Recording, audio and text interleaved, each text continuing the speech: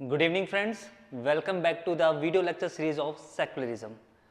Last class में हमने Indian secularism को समझने की कोशिश की थी और हमने समझा था कि इंडियन सेकुलरिज्म प्रिंसिपल डिस्टेंस के कॉन्सेप्ट पर बेस है, जिसमें स्टेट कभी भी इंटरवीन नहीं करेगा रिलीजियस मैटर में, लेकिन जब नीड होगी तो स्टेट इंटरवीन करेगा। और हमने आर्टिकल 25 से इसको समझा था। आर्टिकल 25 जिसमें दे रखा है रिलीजियस फ्रीडम टू इंडिविजुअल, ठीक है। उसी के आगे फिर आज हम समझने की कोशिश करेंगे इस वीडियो लेक्चर में। लास्ट टाइम भी हमने एक डायग्राम बनाया था, इंडिविजुअल, स्टेट एंड रिलीजन। अब हम इंडियन कंटेक्स्ट में इस डायग्राम के थ्रू समझेंगे कि एक्चुअल में सेकुलरिज्म है क्या, राइट। जब मैं बात करता हूं इंडिविजुअल और रिलीजन के बीच में रिलेशन की, जब मैं बात करता हूं तो स्टेट एब्सेंट होगा,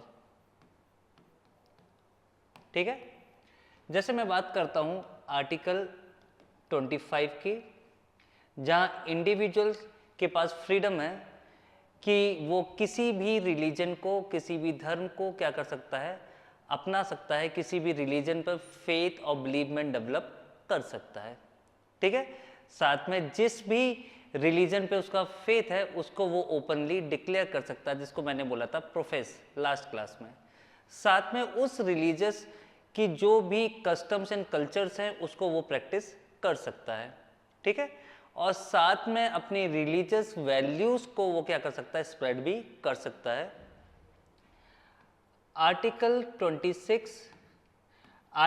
26 ग्रुप को रिलीजियस क्या देता है, फ्रीडम देता है कि एक ग्रुप है वो किसी भी रिलीजियस इंस्टीट्यूशन को इस्टेब्लिश कर सकता है और मैनेज कर सकता है, और सिर्फ इस्टेब्लिश और मैनेज नहीं कर सकता है, साथ में उसका एडमिनिस्ट्रेशन भी देख सकता है, और साथ में मूवेबल और इमूवेबल प्रॉपर्टीज को क्या कर सकता है, परचेज कर सकता है। लेकिन ये जो प्रॉपर्टी वो परचेज करेगा वो रेगुलेट किसके थ्रू होंगी, तो स्टेट के द्वारा बनाए गए लॉ के थ्रू वो क्या होंगी, रेगुलेट होंगी। क्लियर है सबको।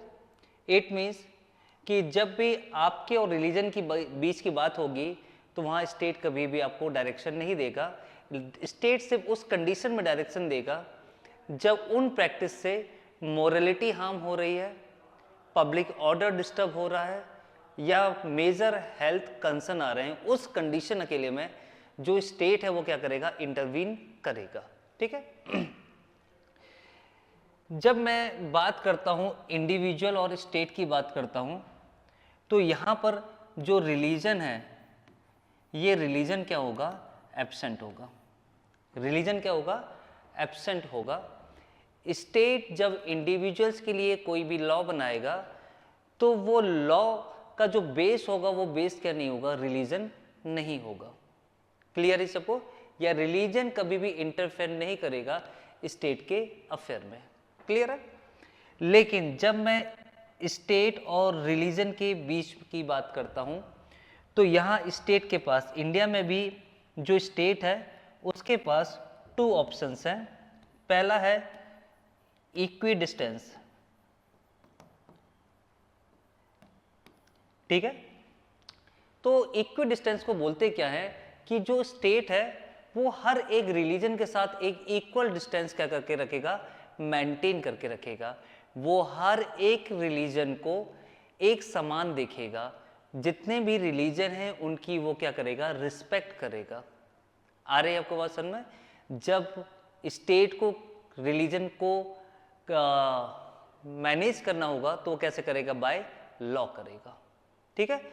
सुप्रीम कोर्ट ने एसआर बुमई केस, ठीक है, 1994 का केस है, एसआर बुमई केस है। एसआर बुमई केस में बोला है कि जो सेकुलरिज्म है वो बेसिक स्ट्रक्चर का पार्ट है, और साथ में उसने बोला है कि इंडिया में जो सेकुलरिज्म है वो कैसा है, पॉजिटिव सेकुलरिज्म है। तो पॉजिटिव सेकुलरिज्म का मतलब क्या है, इक्वल डिस्टेंस। जो स्टेट है वो हर एक रिलीजन के साथ एक इक्वल डिस्टेंस को मेंटेन करेगा और साथ में जो स्टेट है वो हर एक रिलीजन को बाय लॉ क्या करेगा, गवर्न करेगा, एवं जितने भी रिलीजन हैं उनकी इक्वल क्या करेगा, वो रिस्पेक्ट करेगा। क्लियर है सबको? तो इंडिया में जो सेक्युलरिज्म है according to supreme court, SR Bommai case, और एक और केस है अरुणा रॉय केस है, 2002 का केस है। क्लियर है? इन दोनों केसेस में सुप्रीम कोर्ट ने बोला है कि भारत में जो सेक्युलरिज्म है वो किस टाइप का सेक्युलरिज्म है, पॉजिटिव सेक्युलरिज्म है। क्लियर है सबको? ठीक है। फिर स्टेट के पास जो सेकंड ऑप्शन होगा वो ऑप्शन क्या होगा, न्यूट्रल। अब न्यूट्रल का मतलब क्या है? इसका मतलब सिंपल है कि स्टेट किसी भी रिलीजन को पैट्रोनेज नहीं देगा। भारत एज ए स्टेट का अपना कोई भी रिलीजन नहीं होगा। आ रही है आपको समझ में कि भारत बोले कि मेरा हिंदू रिलीजन है, तो ऐसा नहीं है। स्टेट का कोई भी रिलीजन नहीं होगा। इसी को हम बोलते हैं नेगेटिव सेक्युलरिज्म। जब भी किसी स्टेट का कोई भी रिलीजन नहीं होगा, इसका मतलब यह है कि स्टेट क्या है, न्यूट्रल है। किसको लेकर? रिलीजन को लेकर। आ रही बात समझ में? और इसी को हम क्या बोलेंगे, नेगेटिव सेक्युलरिज्म बोलेंगे। क्लियर है? होप सो आपके लिए ये जो सेक्युलरिज्म की सीरीज है इसमें आपको समझ में आ रहा है कि इंडियन सेक्युलरिज्म है क्या। क्लियर है सबको? ठीक है। अब हम समझते हैं क्या इंडिया में स्टेट सही में इक्विडिस्टेंस या फिर न्यूट्रल है कि नहीं है। इंडिया में सही में पॉजिटिव सेक्युलरिज्म और नेगेटिव सेक्युलरिज्म है या फिर नहीं है। क्लियर है? तो कॉन्स्टिट्यूशन में एक आर्टिकल दे रखा है, आर्टिकल 27। क्या? आर्टिकल 27 दे रखा है, और ये आर्टिकल बात कर रहा है कि गवर्नमेंट के पास जो भी रेवेन्यू आएगा, अब गवर्नमेंट के पास रेवेन्यू कहाँ से आता है, तो टैक्सेस से आता है। ये टैक्सेस कहाँ से आता है? हम जैसे जो पीपल्स हैं ये पे करते हैं, क्या? टैक्सेस पे करते हैं। क्या पे करते हैं? टैक्सेस पे करते हैं। अब ये जो टैक्स है ये पे कौन कर रहा है? ये हिंदू भी पे कर रहा है, मुस्लिम भी पे कर रहा है, सिख भी पे कर रहा है, क्रिश्चियन भी पे कर रहा है। तो ये आर्टिकल बोल रहा है कि गवर्नमेंट के पास जो भी रेवेन्यू आ रहा है बाय टैक्सेस, उसका यूज वो किसी एक पर्टिकुलर रिलीजन के प्रमोशन में नहीं कर सकते।